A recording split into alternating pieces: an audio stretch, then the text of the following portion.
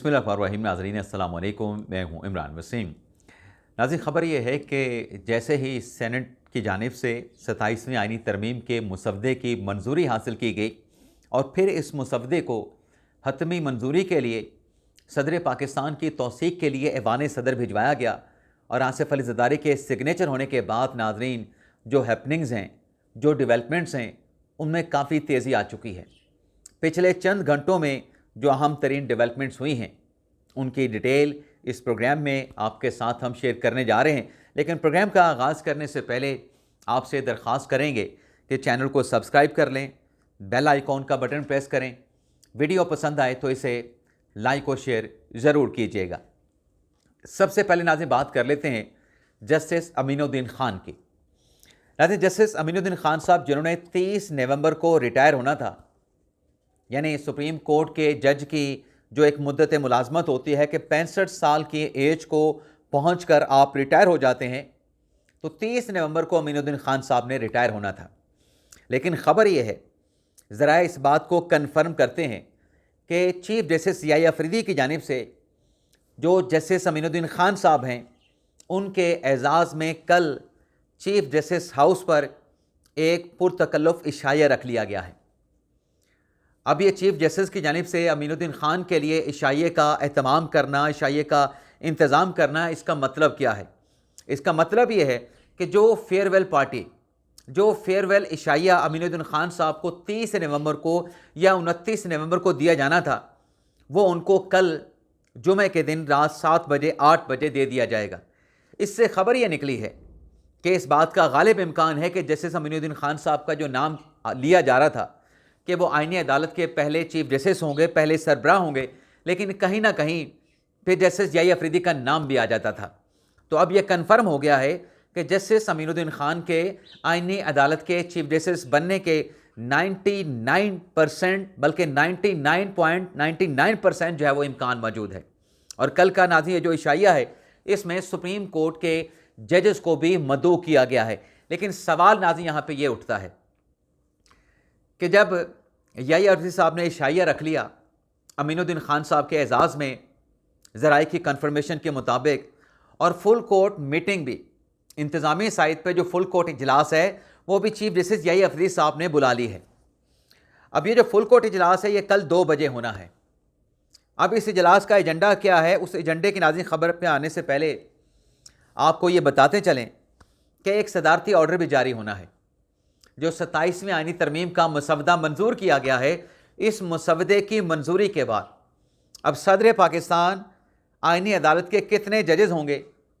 5 होंगे, 7 होंगे, 9 होंगे, 11 होंगे, क्योंकि ख़बरें आईनी अदालत के हवाले से मुख्तलिफ चली हैं और हम इम्कान के साथ ये ख़बरें आपके साथ डिस्कस करते रहे, आपके साथ शेयर करते रहे कि आईनी अदालत 7 से 11 रुकनी हो सकती है।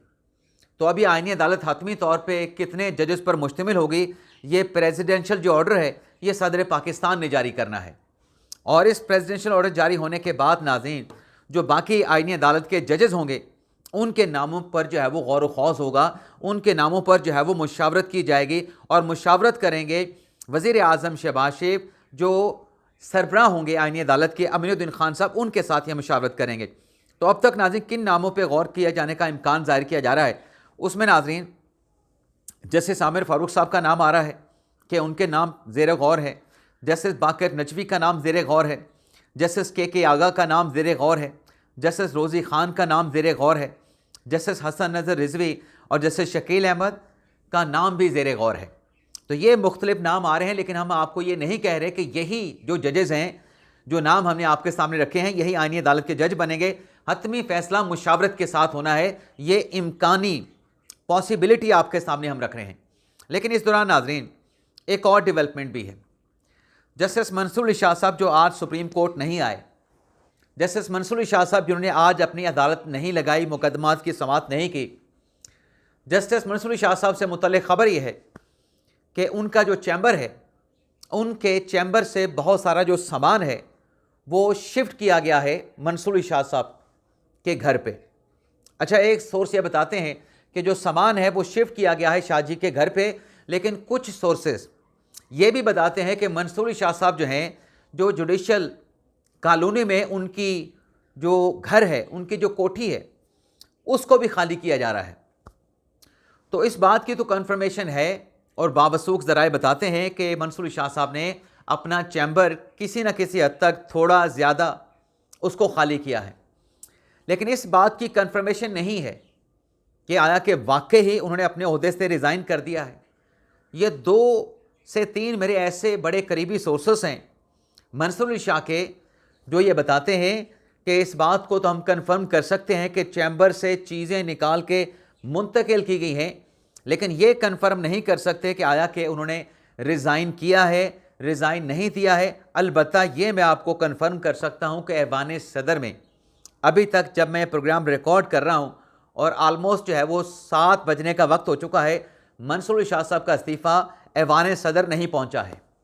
لیکن یہ کنفرم بڑے باوثوق ذرائع کرتے ہیں کہ ان کے چیمبر سے آج چیزیں نکالی گئی ہیں, جس سے یہ تاثر ملتا ہے کہ منصور علی شاہ صاحب جو ہیں اپنا چیمبر خالی کرنے جا رہے ہیں. اور چیمبر خالی کرنے کا مقصد یا تاثر یہ ملتا ہے کہ شاید وہ اپنے عہدے سے ریزائن کرنے کا یا ریزائن کرنے پہ غور کر رہے ہیں.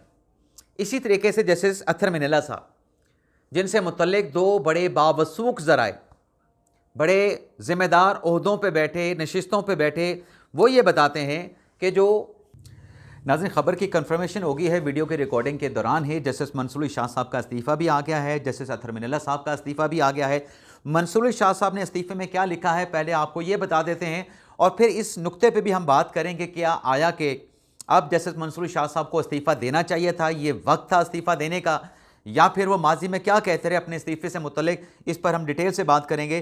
منصور علی شاہ صاحب اپنے خط میں لکھتے ہیں, اپنے استعفے میں لکھتے ہیں کہ میں نے ادارے کی عزت, ایمانداری اور دیانتداری کے ساتھ خدمت کی ہے. میرا ضمیر صاف ہے, میرے دل میں کوئی پچھتاوا نہیں ہے. سپریم کورٹ کے سینئر ترین جج کی حیثیت سے اپنا استعفیٰ پیش کرتا ہوں. 27ویں آئینی ترمیم پاکستان پر ایک سنگین حملہ ہے. 27ویں آئینی ترمیم نے سپریم کورٹ کو ٹکڑے ٹکڑے کر دیا. 27ویں ترمیم میں عدلیہ کو حکومت کے ماتحت بنا دیا. ہماری آئینی جمہوریت کی روح پر کاری ضرب لگی ہے. انصاف عام آدمی سے دور, کمزور اور طاقتور کے سامنے بے بس ہو گیا ہے. 27ویں آئینی ترمیم کے ذریعے سپریم کورٹ پہ کاری ضرب لگائی گئی ہے. ترمیم سے انصاف عام آدمی سے کمزور مطلب وہ دور ہو گیا, انصاف جو ہے عام آدمی سے دور ہو گیا. آج ناظرین منصور علی شاہ صاحب جو ہیں اپنے عہدے سے یہ جو استعفیٰ دے رہے ہیں, کاش یہ استعفیٰ منصور علی شاہ صاحب جو ہیں وہ تب دیتے جب 26ویں آئینی ترمیم ہوئی تھی. وہ مناسب موقع تھا ان کو اپنے عہدے سے ریزائن کرنے کا, لیکن اس وقت جو ہے منصور علی شاہ صاحب نے اپنے عہدے سے ریزائن نہیں کیا تھا. اپنے عہدے سے وہ کے ساتھ وہ رہے تھے, اور ان سے بار بار یہ سوال ہوا تھا کہ آیا کہ آپ ریزائن کریں گے, اپنے عہدے پہ رہیں گے یا پھر مستعفی ہو جائیں گے. تو منصور علی شاہ صاحب یہ کہا کرتے تھے کہ ہم جج ہیں, ہم سسٹم کے اندر رہیں گے, میں کیوں استعفیٰ دوں, کس بات کا میں استعفیٰ دوں. لیکن آج منصور علی شاہ صاحب نے اپنے عہدے سے جو ہے وہ استعفیٰ دے دیا ہے. تو میں یہ کہنا یہ چاہ رہا ہوں آپ ناظرین کے سامنے کہ یہ استعفیٰ جو باتیں آج منصور علی شاہ صاحب لکھ رہے ہیں کہ آئین کے ساتھ یہ ہو گیا, آئین کے ساتھ وہ کر دیا گیا, عدلیہ کے ساتھ ایسا ہو گیا, عدلیہ کے ساتھ ایسا نہیں ہونا چاہیے تھا, یہ پھر استعفیٰ جو ہے منصور علی شاہ صاحب کو جو ہے 26ویں آئینی ترمیم کے وقت دے دینا چاہیے تھا.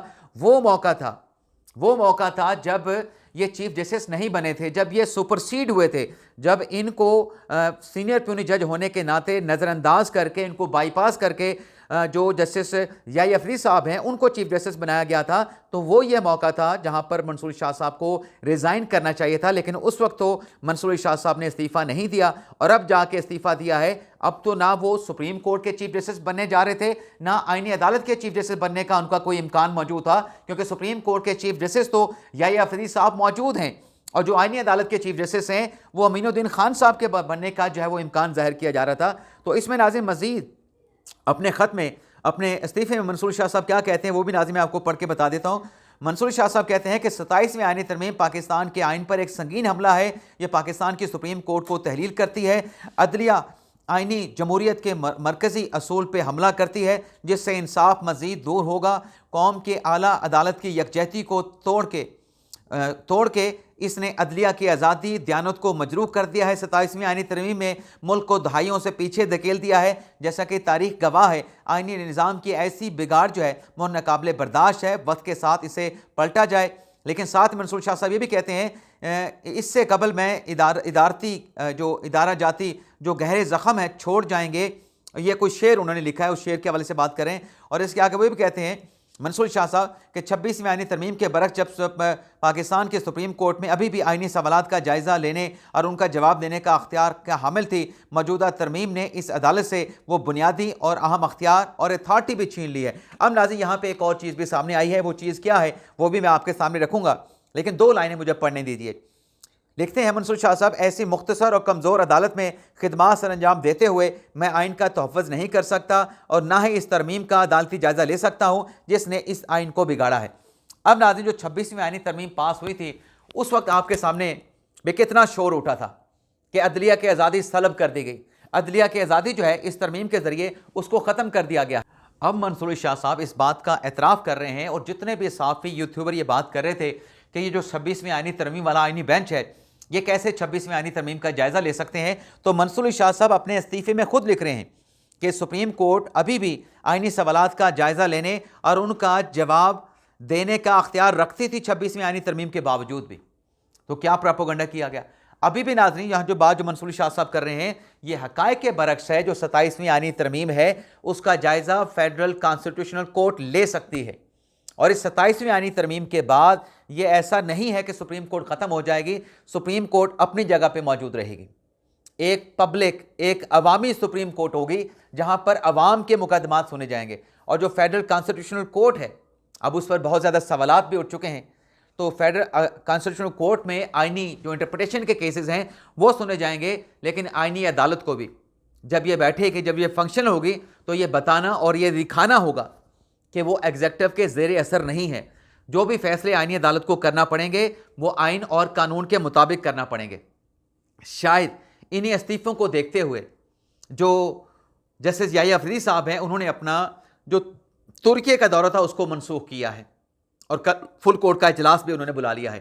لیکن آج یہ 2 استعفے ہیں، ابھی بھی کچھ اور استعفوں کی باز گشت ہے۔